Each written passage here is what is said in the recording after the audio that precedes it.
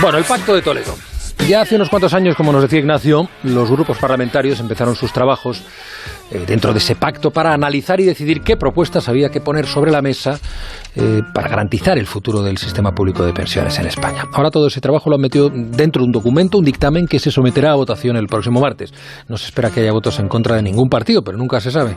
Caridad García, buenas noches. Buenas noches. Hace 5 años y 2 legislaturas empezaba la negociación que hoy concluye. La primera de las recomendaciones, poner orden en la caja y hacerlo antes del año 2023. Hay que sacar gastos impropios que debe soportar el Estado. El ministro Escrivá ha cifrado esos gastos en 23.000 millones de euros. De interés máximo para los pensionistas, la recomendación 2, garantizar la revalorización de las pensiones en función del IPC real y enterrar el famoso 0,25 que implantó el Partido Popular. Premiar la jubilación tardía, penalizar la anticipada y poder elegir los mejores años para evitar que lagunas de cotización reduzcan la pensión son otras recomendaciones que hace el Pacto de Toledo. También se vuelve a insistir en la necesidad de acercar la edad legal y la edad real de jubilarse. Se añaden recomendaciones nuevas sobre mujer, sobre juventud y sobre máquinas, y se pone especial énfasis en los sistemas complementarios. Recomendación 16. Se sugiere al Gobierno que refuerce los planes de empresa. A día de hoy, este texto suscita el consenso suficiente para superar la votación del martes en comisión. Después iría al Pleno del Congreso y a partir de ese momento sería el turno del Gobierno. A ver, Juan Ramón Rayo, la pregunta del millón. ¿El sistema público de pensiones está garantizado en España? No, no lo está, y en parte no lo está por el manto de silencio que se ha extendido con el Pacto de Toledo. Y yo durante muchos años he llamado y sigo llamando al Pacto de Toledo el Pacto de Silencio de Toledo. ¿Por qué razón? Porque los partidos políticos se reúnen en él no para buscar soluciones de calado en el largo plazo, sino parches, en ocasiones bien orientados, pero en todo caso parches, para el corto plazo. ¿Por qué razón? Pues porque a los partidos políticos les sale electoralmente muy costoso proponer medidas que supongan un recorte sustancial de las pensiones para casi 10 millones de votantes y, por tanto, ninguno de ellos lo quiere proponer, pero, sin embargo, lo que todos ellos saben, y lo saben perfectamente, incluso el ministro Escrivá, porque antes de ser ministro dirigió un organismo cuyas previsiones, que son las más optimistas de todas, siguen siendo previsiones negativas, pues todos saben que el sistema no está equilibrado para los próximos 30 años. Y no va a estarlo tampoco con estas reformas que han planteado hoy. Y todos ellos, insisto, lo saben, pero ninguno lo quiere decir, ninguno lo quiere expresar, porque expresarlo significaría reconocer que lo que están adoptando hoy no es suficiente, y adoptar más de lo que adoptan hoy tendría un coste electoral muy grande para ellos. Pablo. Una de cal y una de arena. La parte positiva es que con este clima de crispación política que tenemos en España, con la deriva más que inquietante de las instituciones y con los problemas de los partidos políticos para entenderse, que haya un entendimiento a nivel parlamentario, aunque sea en la comisión del Pacto de Toledo, ya en sí podría ser una buena noticia. Es decir, el mensaje es que en temas de calado importantes, que son no una cuestión de gobierno ni de parlamento, sino de Estado, y que va a afectar a millones y millones de españoles en los próximos años, es posible el entendimiento.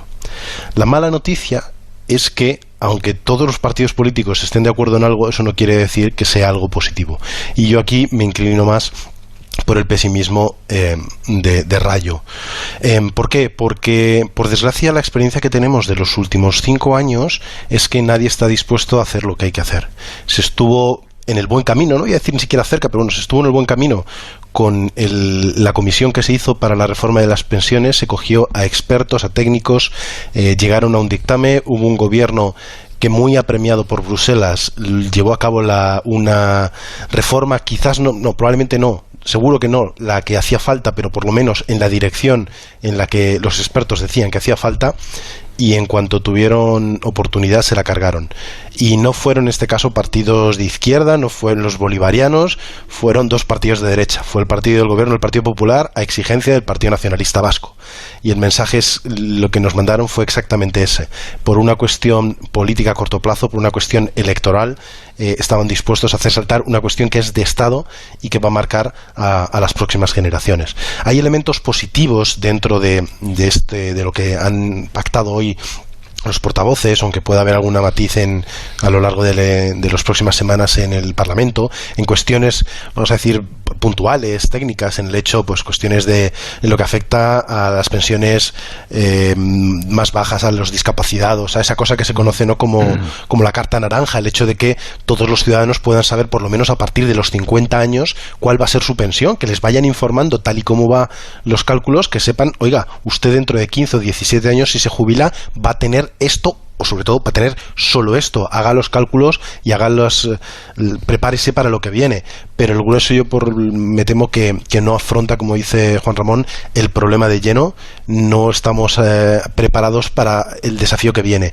Y hay que asumirlo políticamente, pero a nivel de Estado. Hay que decidir si queremos seguir con esto y asumir que a lo mejor en 15 años o en 10 años hay unas pensiones más bajas que las actuales, o que hay que revolucionar de arriba abajo el sistema y meterle dinero directamente de los presupuestos y hacer como si esto no hubiera ocurrido. Pero hay que tomar una decisión que no se está tomando. En mal momento para una decisión de ese tipo, sobre todo en la segunda que hablabas, ¿no? Me parece a mí. Y en Europa, en Bélgica, ¿cómo funciona ¿Hay algo parecido al Pacto de Toledo? No, o sea, sí que hay comisiones parlamentarias dedicadas a las pensiones, pero Bélgica es uno de estos países paradigmáticos en el continente en el que nadie puede gobernar en solitario. Ahora mismo tenemos un gobierno creado hace apenas menos de 3 semanas, justo 3 semanas, empezó el 1 de octubre, formado por 7 partidos diferentes. 4 partidos de una comunidad lingüística y 3 de la otra.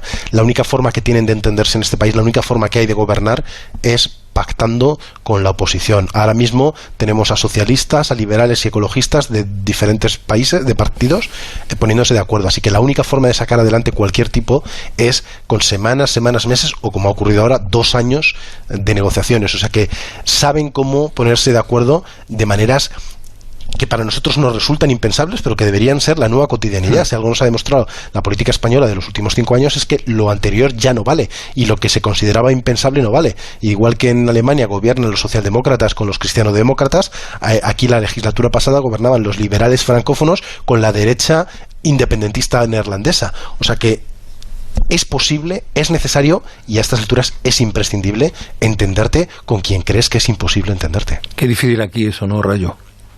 Sí, lo que pasa que comentabas antes que quizá el clima actual no sea el mejor clima para llegar a consensos que transformen de manera muy profunda el sistema de seguridad social. Pero es que yo creo que la tragedia justamente es que si no lo hubiesen tocado, como decía antes Pablo, la reforma que estaba en vigor del año 2013 ya garantizaba de una manera relativamente razonable la sostenibilidad del sistema a largo plazo. Es verdad que la garantizaba con recortes, porque básicamente lo que decía la reforma es: mientras haya déficit en la seguridad social, y lo va a seguir habiendo durante 3 décadas como poco, las pensiones no se van a revalorizar más de un 0,25% al año. Y además introducimos un factor adicional, que es que por cada año que aumente la esperanza de vida, según la calcula el Instituto Nacional de Estadística, las pensiones de los nuevos jubilados, no de los que ya están en el sistema, sino de los que se incorporan, se reducirán entre un 4 y un 5% con respecto a lo que se les había prometido.